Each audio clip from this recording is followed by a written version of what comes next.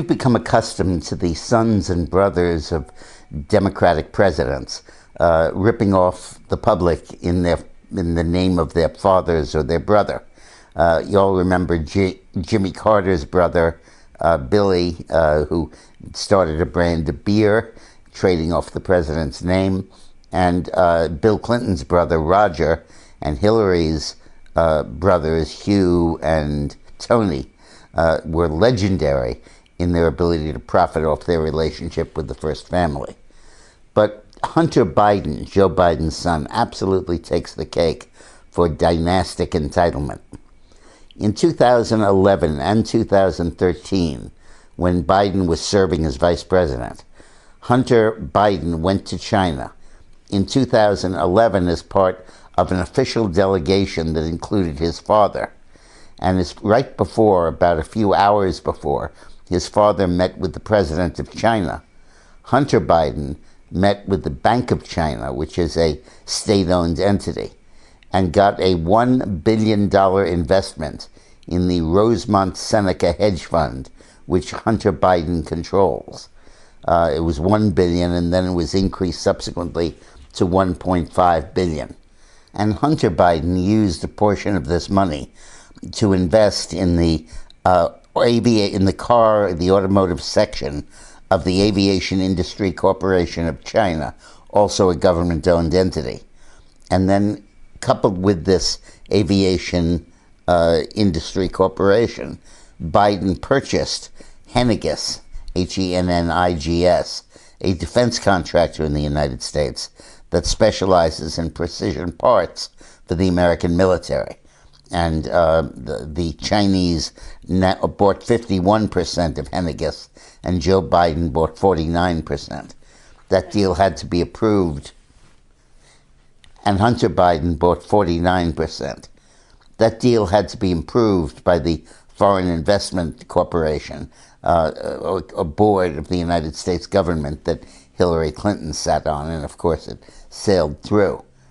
But you have the son of the Vice President of the United States, hours before the VP meets with the President of China, cutting a deal with the Bank of China for $1.5 billion investment in his hedge fund, and then using some of that money to purchase and give the Chinese government control over an American precision parts manufacturer as a defense contractor.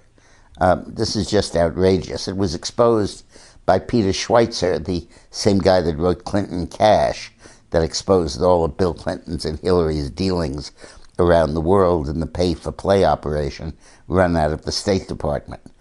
But this information is crucial, I think, in assessing Joe Biden's candidacy for president. $1.5 billion investment from our biggest enemy in the world while he was on an official trip to Beijing with his father, the vice president, a few hours before his father met with the president of China. I've just written a new book, 50 Shades of Politics, which is unlike anything I've written before. It's a series of 100 short, 2 pages each, autobiographic essays and stories and vignettes and tales from my career in politics, my time with Clinton, my work in 40 countries around the world and in every state in the country. You can't buy it in bookstores, but you can online at Amazon.com. Thanks for watching.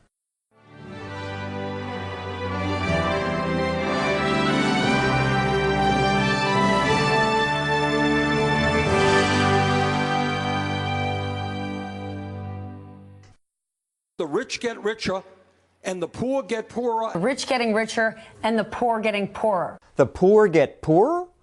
People keep talking about the evil of income inequality. This is the living room in a $16 million penthouse apartment. It's true that some rich people have gotten absurdly rich. But the other claim that they got rich while the poor people got poorer is just a myth. As we've increased the number of billionaires around the world, extreme poverty has actually shrunk down. Former investment banker Carol Roth points out that anyone who pays attention knows that as the rich got richer, most poor people got richer too. Worldwide, more than 1 billion people rose out of poverty. Yes, the rich got even richer, but why is that a problem? Consider poor me and rich me. Over the past 40 years, we rich Americans got 200% richer. Lucky me. I got just 32% richer. I didn't gain as much as he did. But I don't see how I'm hurt. I'm 32% richer. And yes, that's adjusting for inflation. And it doesn't even count all the cool new stuff innovation gave me. And here's another misleading claim. A lack of economic mobility. The lack of economic mobility. Watching the news, you'd think people born poor in America have little chance to become rich. A striking lack of economic mobility in America. It's true that people with rich parents have a big advantage, but it's not like Americans are locked in.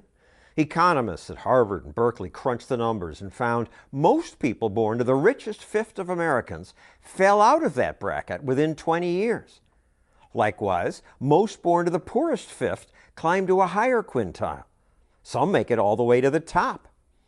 One study looking at that top bracket found 3 out of 4 Americans will hit that top 20% at some point in their lifetime. 3 out of 4 people. Yes, there is the opportunity to have that mobility and to make an amazing income in this country. You see that if you just look at the billionaires on the Forbes richest list. Most are self-made. In other words, they didn't inherit the money, they created their own fortunes. But politicians and the media say that inequality itself is a huge problem. Frustrations over income inequality. There's an inequality in this country right now that is threatening to tear us apart. It might tear us apart if people come to believe that all inequality is evil. But why is that true? Progressives like to point out that Scandinavian countries have much more equal incomes than America does. But incomes are more equal in Afghanistan, too. Incomes tend to be equal when everyone is poor. Total equality isn't possible. Some people are just better singers than others. The best performer in the country. The best athletes are just physically different. There's inequality in everything. There's inequality in free time. There's inequality in parents. I don't have any parents or grandparents. We're all so different in so many ways. I have 2 kidneys. There are people out there who need one, don't have one that functions. Should the government be able to take my kidney because somebody else needs it? How is it not wrong that some people have so much more than others? What's wrong about that? It's absolutely right. It's unfair. Life is unfair. Unfair is good. Unfair is a feature. It's not a bug. Something to think about next time someone tells you that it's government's job to make everyone equal.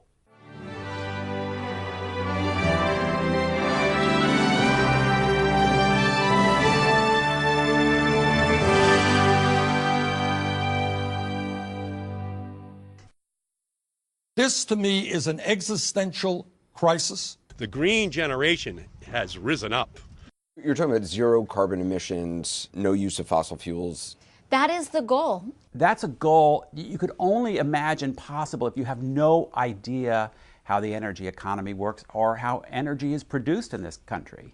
James Meigs, former editor of Popular Mechanics, says the Green New Deal is just not feasible. Renewable is especially hard because it's so inconsistent. Because the wind doesn't always blow and the sun doesn't always shine. You can't just put in wind turbines and solar panels.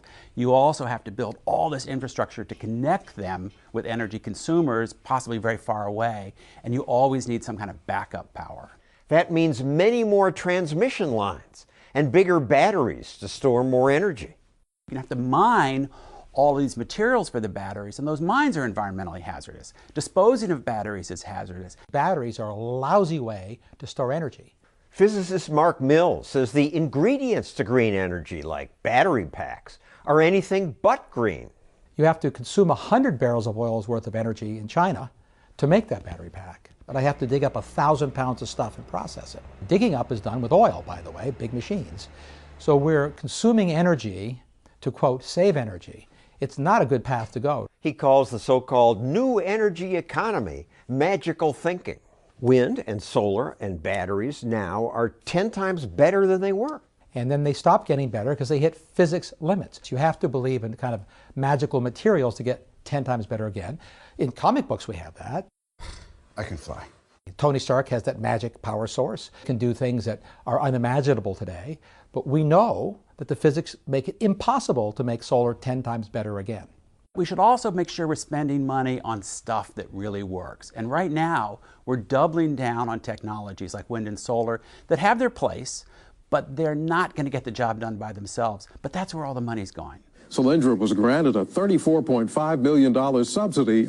Billions in subsidies. But solar still makes up less than 1% of America's energy, and wind just 2%.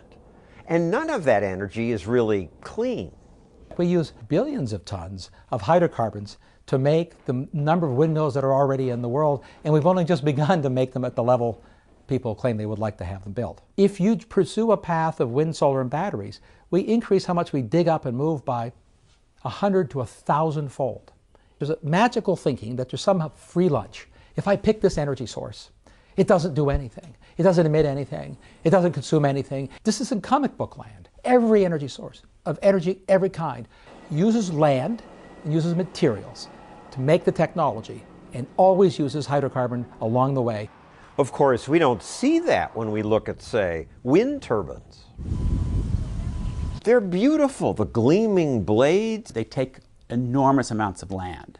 You got to clear cut the forest. These machines kill a lot of birds. I agree that we should bring down our carbon emissions. There's the global warming risk. There's also the risk that the oceans become more acidic and start killing off the plankton. But we should also make sure we're spending money on stuff that really works. Why are we making electric cars? Are electric cars what really works? Electric cars are great for the environment. If we just switch to electric cars, we'd use less fossil fuels. How do you make electricity? Coal and natural gas. Yeah, fossil fuels. Yeah, exactly. Many electric car buyers don't realize that most of America's electricity comes from coal and natural gas. People think they're doing something wonderful buying a Prius. They're basically burning coal and natural gas from the shale fields. But electric cars will get a lot better. Sure they will. I'll make the windmills a little better and they'll get cheaper. Solar arrays will get cheaper. The problem isn't that it'll get a little better. A little better is not enough. They can never get 10 times better. But there is one energy source that produces lots of power with no carbon emissions: nuclear power. Nuclear is the best answer we have right now. These plants have been around since the 1960s. They work well, they're safe. There has been an explosion at the Fukushima nuclear power plant. Safe? Fukushima helps prove how safe nuclear power really is. No one was killed. People were killed during the evacuation. The fear of radiation is what killed people. They evacuated a lot of older people out of nursing homes and apartments that really didn't need to go. One of the atomic reactors at the Chernobyl atomic power plant near the city of Kiev was damaged. Chernobyl was worse. We don't truly know exactly how many people died from radiation as a result of Chernobyl. The plant design was idiotically bad. Reporters said thousands of people living near Chernobyl would die. It is not considered fit for human habitation. Thousands of cancer deaths. She's wrong about that. The rates of thyroid cancer did go up, but nothing, not even remotely in the range of what was forecast. Those radiation limits are set extremely conservatively. But the word nuclear frightens politicians. There are just 50 people standing between Japan and nuclear catastrophe. All this talk about nuclear catastrophe reveals that people don't really understand how these plants work. They're not bombs. A dam breaks and hundreds of thousands of people would probably die. Nuclear plants, their safety, ironically, is actually evident in their accidents.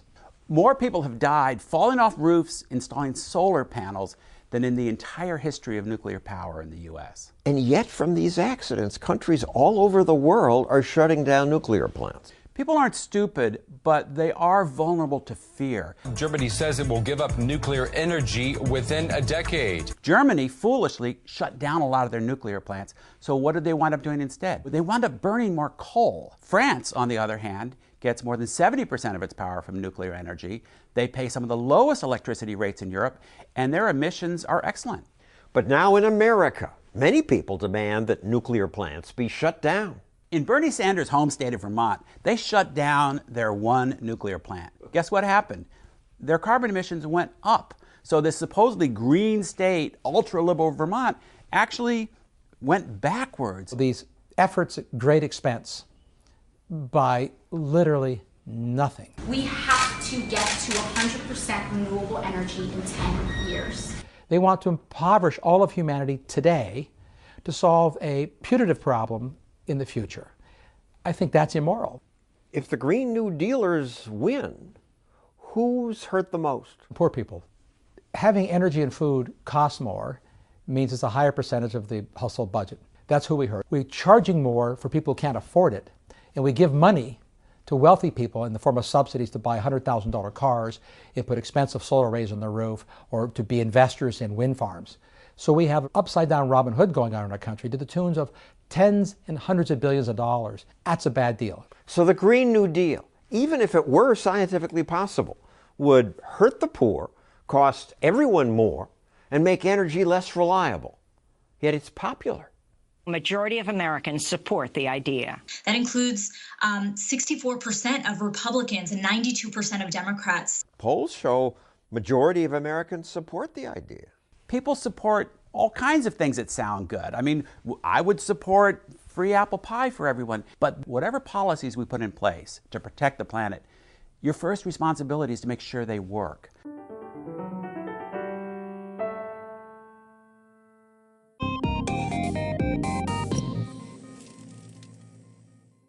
Technology moves forward. Things like 3D printers are great. So are you ready for 3D printed guns? Anyone can print it. No background checks. Mental illness not a factor. Virtually undetectable. The media are alarmed. This changes the safety of Americans forever. You shouldn't be able to make a gun in your own basement. Massachusetts legislator David Linsky is one of many officials who want 3D printed guns banned.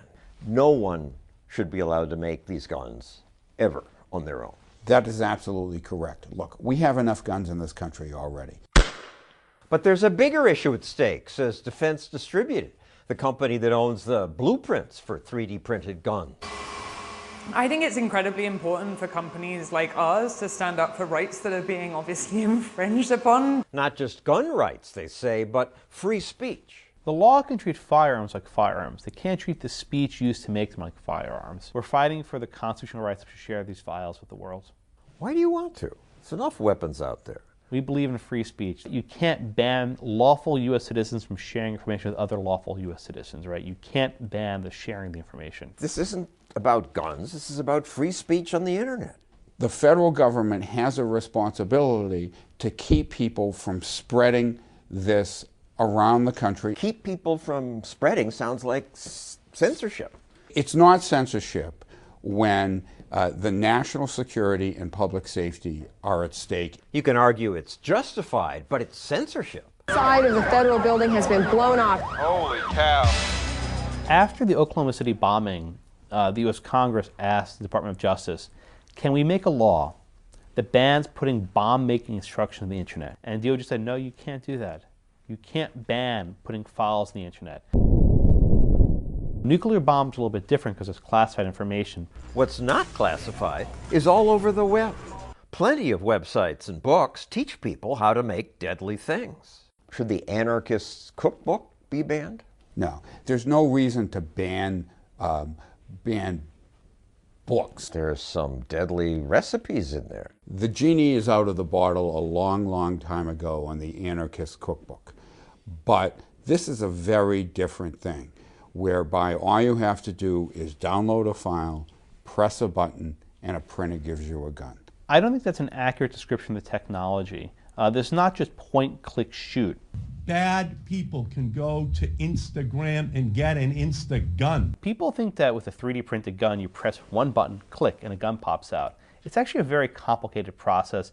It might take a full day of printing. You have to treat the plastic with chemicals so that they're strong enough, and then odds are the gun's pretty crappy. America does have a long tradition of people making their own guns. If we had a ban on home manufacture of weapons during the time of the American Revolution, we would probably still be under the king's rule. Well, it was a very different society. Now we have AR-15s and semi-automatic weapons. Rights are enshrined in the Constitution for permanence. They're not put there for transitory, fleeting references. They're there for the long haul. But the Constitution also says, provide for the common defense. Politicians call printable guns a windfall for terrorists. A direct threat to our national security. Terrorists have access to far more dangerous weapons than 3D printed guns. The notion that, ISIS is having a factory of 3D printers and making these stupid little plastic guns that can fire one shot at a time, it really strains credulity. But couldn't 3D printed plastic guns sneak through airport security? Bullets are made out of metal. They'll just use plastic bullets. You can buy plastic bullets or rubber bullets today in a store. They're not very effective. 6 years ago, when Blackman's client first posted the blueprints, the State Department forced them to pull the files. We took our files down, but thousands of other places on the internet are posting them. It's true. The legislator hadn't realized that. Is that an active website right now? Download now. Anybody can do it. I understand that some people might think that the genie is out of the bottle, but let's put as much of that genie back into the bottle as we possibly can. You can't put the genie back in the bottle. One of the reasons why these efforts to regulate the internet are kind of silly is you can't shut down information. If anything, banning the information creates interest. Right? When you ban some people say, oh, I want to get that, and it makes people want to download even more. For now, the information's out there, and politicians and TV anchors will try to scare you to death. Tomorrow morning, the sun will be shining, the birds will be singing, and anyone will be able to legally download instructions to 3D print their own fully functional plastic gun. That happened. The world's the same. The birds are still singing, the sun's still rising, and I think people are just fear-mongering. There will be a new wave of gun violence. We believe in free speech. This is an important principle, and the state can't take us down.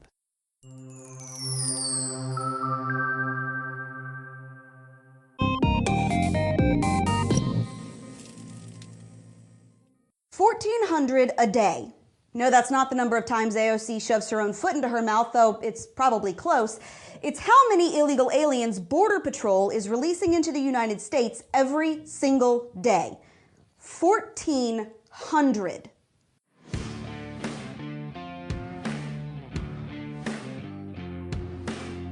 Anybody notice how news from the border has basically dried up like the Sahara over the past few months? Border agents are still struggling under a massive wave of migrants, and border towns can't accommodate all of the illegal aliens being dumped in their streets. But the media is nowhere to be found. Probably because if they bothered to do their jobs, it would lend an awful lot of credibility to Trump's claim that we have got a crisis on our hands, and Democrats seem to have exactly zero interest in fixing it. But turning a blind eye to something doesn't make it go away, and it sure as heck doesn't mean that we have forgotten about it. So here are a few facts that CNN doesn't want to touch with a 10-foot pole. Did you know that in the Rio Grande Valley sector alone, border agents say they are arresting more than 1,100 illegal aliens a day? In fact, in the first 7 months of this fiscal year, they've already surpassed their apprehension totals for all of fiscal year 2018, and that's just one sector. The problem's gotten so bad, they don't have anywhere to put these people, so they're simply dumping them into local border communities with nothing but a good luck and a notice to appear in court. According to the latest report, CBP is releasing 1,400 illegal aliens into the United States every single day. If that holds, it comes to about 42,000 people every month. And there's nowhere for them to go. The mayor of Yuma, Arizona has already declared a state of emergency because the local shelters are filled beyond capacity and the town simply doesn't have the resources to house and feed all these people. The situation is so strained that Yuma officials now say they're concerned that all these migrants will end up coming to blows with local residents who are just looking to protect their own homes and property. Oh, and by the way, these aren't just innocent women and children streaming across the border in search of a better life. Fox News obtained border security footage this week showing a group of heavily armed human smugglers toting AK-47s, escorting a woman and her son over the Mexican border and into Arizona. Now, you would think that a group of politicians so concerned over gun violence would be a little worried that groups of guys carrying high-powered rifles are just meandering over the Rio Grande, but hey, maybe if we let the nice human traffickers join the NRA, it would get some attention. And lest anyone fool you, it's not our guys who are abusing poor migrant children.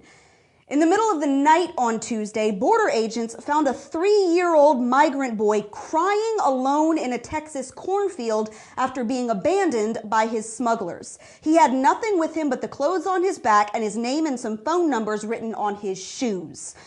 Now, I don't know the last time Nancy Pelosi spent the night in a Texas cornfield all by her lonesome, but it's not exactly the safest place for a toddler. Yet that's where he was dumped, all by people that we're supposed to think are just serving humanity and helping poor refugees.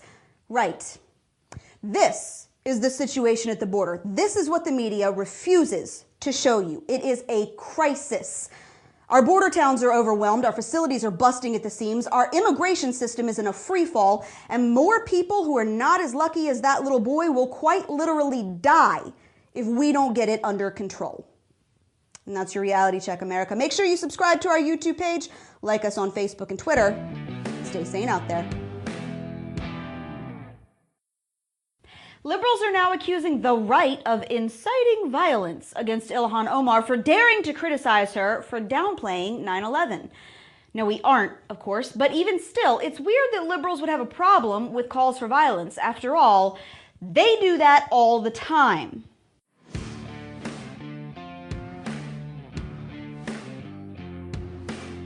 It's been less than 20 years since 19 terrorists knocked down the Twin Towers, blew a hole in the Pentagon, crashed a plane into a Pennsylvania field, and killed nearly 3,000 innocent people. But now the left's so mad that conservatives are criticizing Omar's blasé reference to 9/11 that they're accusing the right of inciting violence against her simply for taking issue with what she said.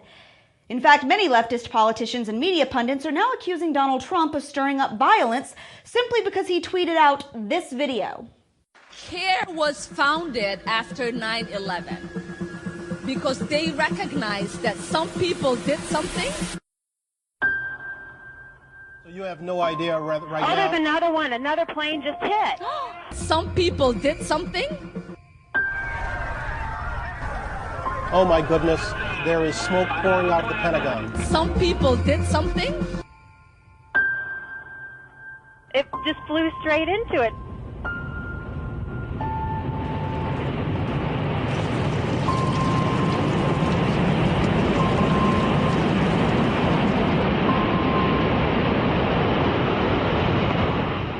That's it. That was the whole video.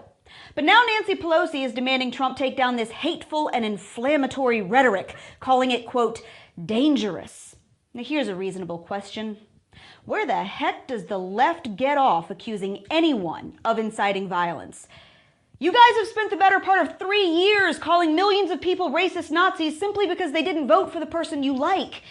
You literally doxed high school kids for wearing Trump hats. Where was your concern about violence when Nick Sandmann was getting death threats and Covington Catholic had to close down over bomb concerns? All thanks to you.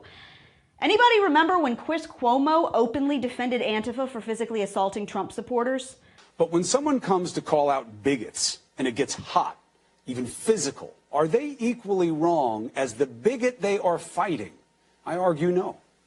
Or when Maxine Waters told her supporters to harass and assault Trump supporters in public. And if you see anybody from that cabinet in a restaurant, in a department store, at a gasoline station, you get out and you create a crowd. And you push back on them. And you tell them they're not welcome anymore, anywhere. Or when Madonna openly said that she'd thought an awful lot about blowing up the White House. Yes, I have thought an awful lot about blowing up the White House. Were you guys just born stupid? Or do you actually hear your own hypocrisy and just not care? Because at this point, it's really hard to tell. You guys incite violence all the time. In just the past year, you stirred it up against Trump voters, a Supreme Court nominee and his family, a bunch of high school kids, NRA members, and border agents who are just trying to do their jobs. You throw out half a dozen new Hitler comparisons a day, but you want me to buy that 30 seconds of some 9/11 footage is incitement? Bull. See this little charade? It's gotten real old. The hypocrisy is so transparent. And remember, 63 million people saw through it in 2016. So by all means, keep it up. And that's your Reality Check, America. Make sure you subscribe to our YouTube page and like us on Facebook and Twitter. Stay sane out there.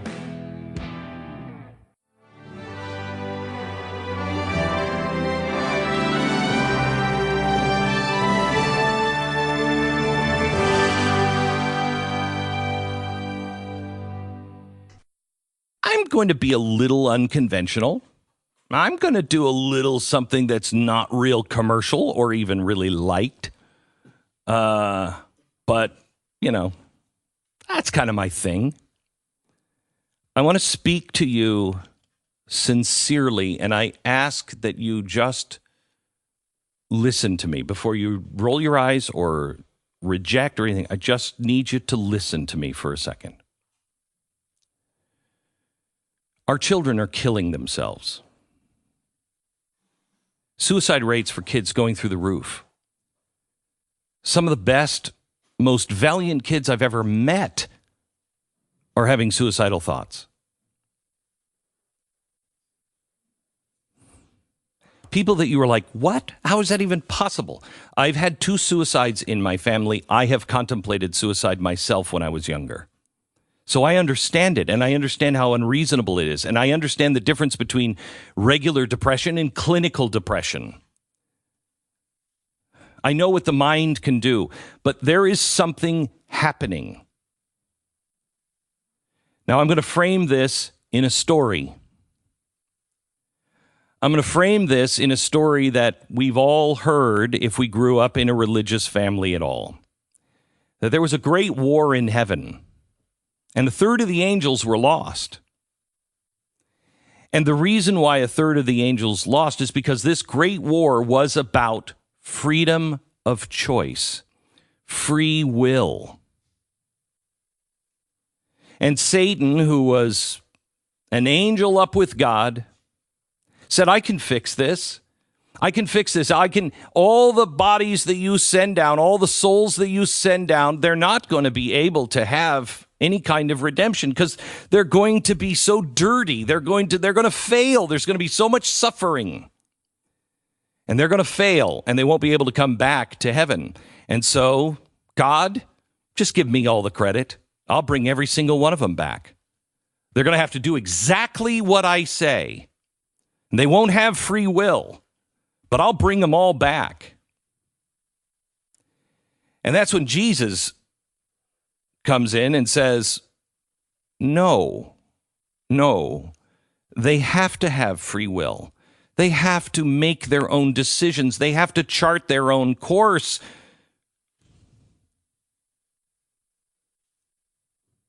I'll go down and I'll pay the price so they can come back.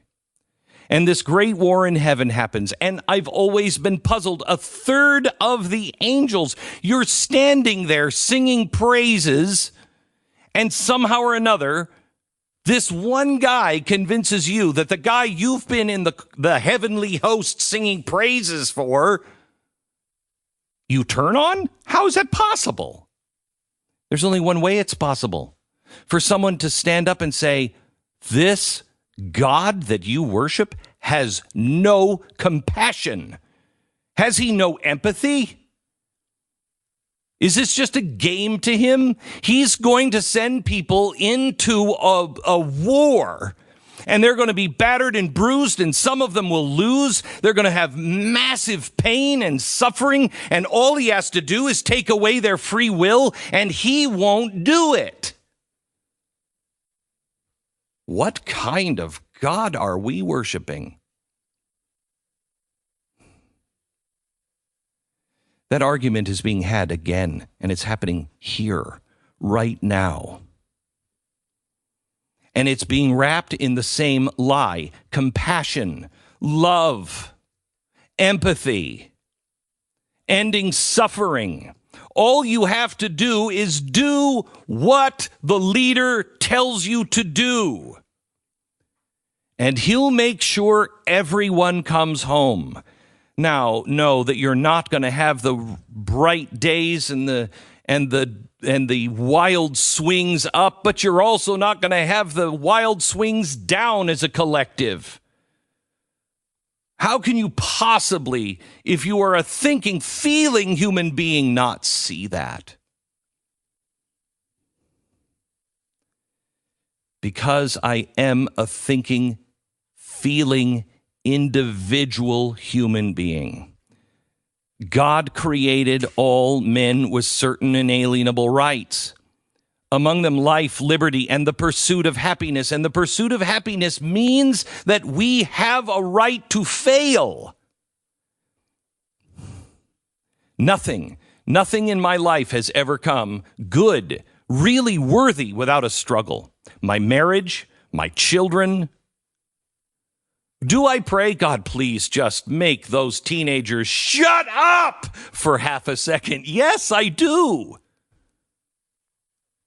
But because of my teenagers' struggles, I'm a better dad. I'm a more empathetic man. What is happening to us right now is evil. There is no two ways about it. Socialism is evil. It takes away man's right to free will. It is a bloodlust. It ends the same way every time. It ends the way it does in Venezuela. And how can I possibly say that? Well, let me give you 3 authoritarian regimes. 1, China. Do you remember the man that stood in front of the tank? 2, ISIS. Do you remember what happened in Nice where they took a truck and just drove it into people because people don't matter? And yesterday in Venezuela, the military just took a military truck and drove it into a crowd of people. It's a bloodlust. Is it a coincidence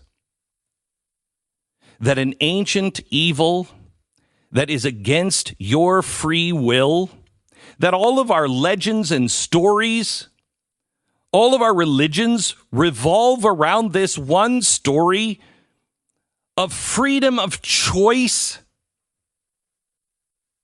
And it's an ancient battle that is the first battle that we ever know about? And that now people are trying to take away your freedom of choice, and it's wrapped in goodness? Satan doesn't come with horns and a red suit. He comes dressed in a Hugo Boss SS uniform. It looks sexy and seductive. It looks great. It's surrounded with propaganda and love and compassion. How can we let these poor people live? They have no quality of life. Is it a coincidence that socialism, the ancient battle of choice, also every single time comes with the ancient battle against the Jew? No time in history are we looking at socialists that don't turn anti-Semitic. Why? Why? Coincidence? Or ancient evil? There's one more thing.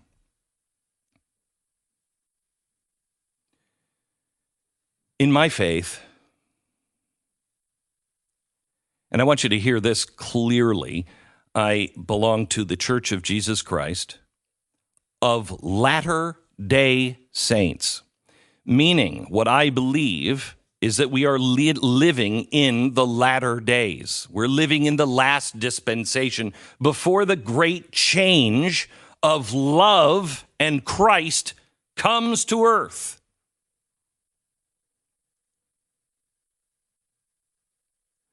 But in our theology, in our doctrine, we believe that everyone here on earth is here for a reason. Everyone. You. Your children. The children yet to be born. They're all coming for a reason. And you were born at this time for a reason, and you have a job to do. And our children are coming out either extraordinarily good, with the biggest hearts you've ever seen. Good, decent, caring, loving children that are beyond anything I've ever seen. Or they're coming out ornery as hell. Why? Our doctrine teaches us because these are the most righteous in the war in heaven. These are the ones who are on the front lines. They've already fought this battle before. And in the latter days, they have been saved for these days, because we need those valiant ones to lead us crumb bums that just kind of stood in the back, or we're kind of there, but we weren't the leaders. Our children are. And they're coming out with everything that they need. And now that the world is being swept in darkness, being swept by this ancient evil, being swept by ideology that is dressed up to be so beautiful and caring and loving, and it is about authoritarianism. You will do it our way or you will die.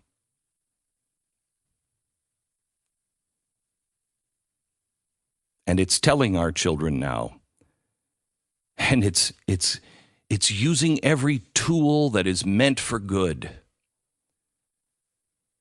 to teach them that there's nothing to live for, that they're meaningless, that there is no right and wrong, that they have no purpose.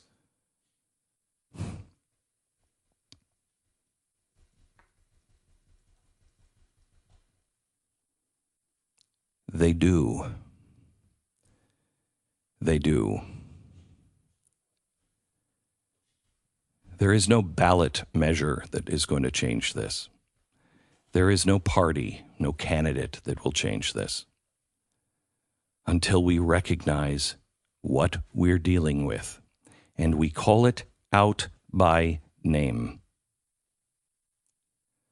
Authoritarianism, be that fascism, communism, yes, socialism, not a giant welfare state. That is compassion. In my opinion, it is misplaced, but it is compassion nonetheless. Authoritarianism in any form is evil. And we have to stop arguing about things that are second principles. We have to humble ourselves, turn around, face God, and say, I'm sorry. Somehow or another, I got lost. I'm sorry. Somehow or another, we all got lost. I see what's happening. Don't talk to me about climate change. Don't talk to me about climate change unless you're a vegan, unless you don't fly, unless you don't have a car. Don't tell me something that you are passionate about that you say is going to destroy all of us unless you're living it. Don't talk to me about religious persecution unless you are working to free the slaves, the Christian slaves, the Jewish people that are being slaughtered, and yes, the Muslims in China that are being put into concentration camps. Don't talk to me about religious freedom. I'm tired of tweets. I'm tired of social media.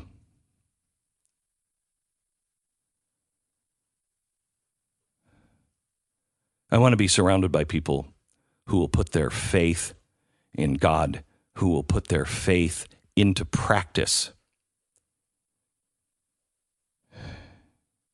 and will be who they were born to be.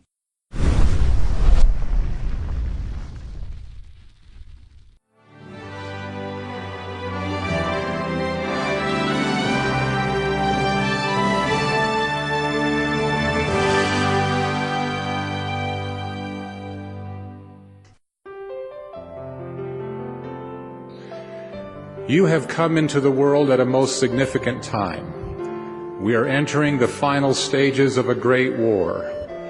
This war commenced before the foundations of the world and has been pursued with awful consequence throughout the world's history. I speak of the war between the followers of Christ and all those who deny him as their God. John the Revelator wrote concerning this war, and there was war in heaven. Michael and his angels fought against the dragon, and the dragon fought and his angels and prevailed not, neither was their place found any more in heaven. And the great dragon was cast out, that old serpent called the devil and Satan, which deceiveth the whole world. He was cast out into the earth, and his angels were cast out with him. John the Revelator described a great war in heaven. The issue was moral agency, as it is today. All who have ever lived on this earth were among those who fought against Satan and stood with the Son and the Father. Unfortunately, Satan's war did not end with his expulsion from heaven. As John observed, Satan and his followers were cast out into the earth and have come here with great wrath. The evidence of their wrath can be seen in the blood and horror that has afflicted man from the beginning of time. The war that began in heaven over this issue is not yet over. The conflict continues on the battlefield of mortality, and one of Lucifer's primary strategies has been to restrict our agency through the power of earthly governments. Man is in this earth to be tested. The issue as to whether he succeeds or fails will be determined by how he uses his agency. His whole future, through all eternity, is at stake. Abridge man's agency and the whole purpose of his mortality is thwarted. Without it, the Lord says, there is no existence. He, that is the Lord, so valued man's agency that he himself designed and dictated the laws and constitution required to guarantee it. We need to remember Edmund Burke's statement, the only thing necessary for the triumph of evil is for good men to do nothing. We need to raise our voices with other concerned citizens throughout the world in opposition to the current trends. You will need bravery and you will need boldness because you are enlisted in the Lord's army in the last dispensation. This is not a time of peace. That has not been so since Satan arrayed his forces against our Heavenly Father's plan in the pre-existence. We don't know the details of the combat then, but we know one result. Satan and his followers were cast down into the earth. And since the creation of Adam and Eve, the conflict has continued. We have seen it intensify. And the scriptures suggest that the war will become more violent and the spiritual casualties on the Lord's side will mount. There are some who would have us believe that the final test of the rightness of a course is whether everyone is united on it. But the church does not seek unity simply for unity's sake. The unity for which the Lord prayed is the only unity which God honors. That is unity in righteousness, unity in principle. We cannot compromise good and evil in an attempt to have peace and unity in the church, any more than the Lord could have compromised with Satan in order to avoid the war in heaven. How would you have reacted if during the war in heaven someone had said to you, look, just do what's right. There's no need to get involved in the fight for free agency. Now it is obvious what the devil is trying to do, but it is sad to see many of us fall for his destructive line. The cause of freedom is the most basic part of our religion. Our position on freedom helped get us to this earth, and it can make the difference as to whether we get back home or not. So, The great test of life is to see whether we will hearken to and obey God's commands in the midst of the storms of life. It is not to endure storms, but to choose the right while they rage. And the tragedy of life is to fail in that test, and so fail to qualify to return in glory to our heavenly home. It will take unshakable faith in the Lord Jesus Christ to choose the way to eternal life. It is by using that faith we can know the will of God. It is by acting on that faith we build the strength to do the will of God. And it is by exercising that faith in Jesus Christ that we can resist temptation and gain forgiveness through the atonement. We will need to have developed and nurtured faith in Jesus Christ long before Satan hits us, as he will, with doubts and appeals to our carnal desires and with lying voices saying that good is bad and that there is no sin. Those spiritual storms are already raging. We can expect that they will worsen until the Savior returns. In this mighty struggle, each of you has a part.